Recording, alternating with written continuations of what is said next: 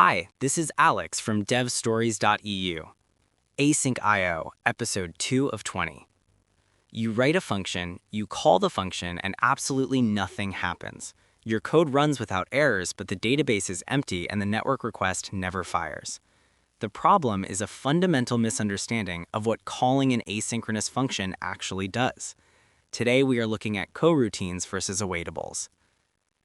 In regular Python, when you call a standard function, it runs immediately. Asynchronous functions break this rule entirely. There's a strict difference between a coroutine function and a coroutine object. When you write async def, you are creating a coroutine function. When you call that function in your code, it does not execute the body of the function. Instead, it returns a coroutine object. Think of it like ordering a coffee. The async def function is the menu item. Calling that function is like placing your order at the register. You got a receipt. That receipt is your coroutine object. You have stated your intent, but you do not have your drink yet, and no one has even started making it. To actually trigger the brewing process and get your coffee, you have to wait at the counter. In Python, you do this using the await keyword. When you type await followed by that coroutine object, two distinct things happen. First, the coroutine finally executes its internal code. Second, the function where you placed the await pauses entirely. It yields control back to Python, stating it cannot proceed until this specific coroutine finishes. This pausing behavior is the core mechanical difference of asynchronous programming.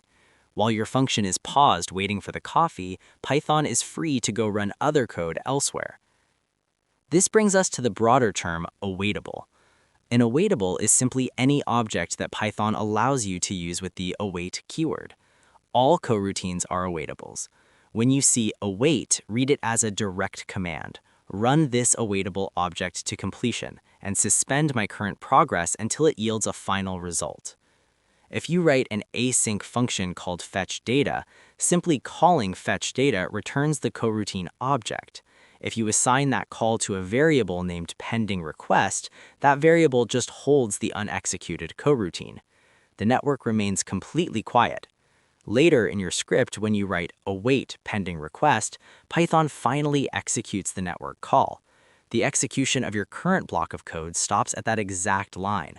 Once the server replies, the await expression resolves into the returned data, and your surrounding code continues to the next line. Here is the key insight. You can only use the await keyword inside an async def function. Because awaiting an object requires pausing the current execution, the function containing the await must itself be capable of being paused. That is why asynchronous behavior propagates outward.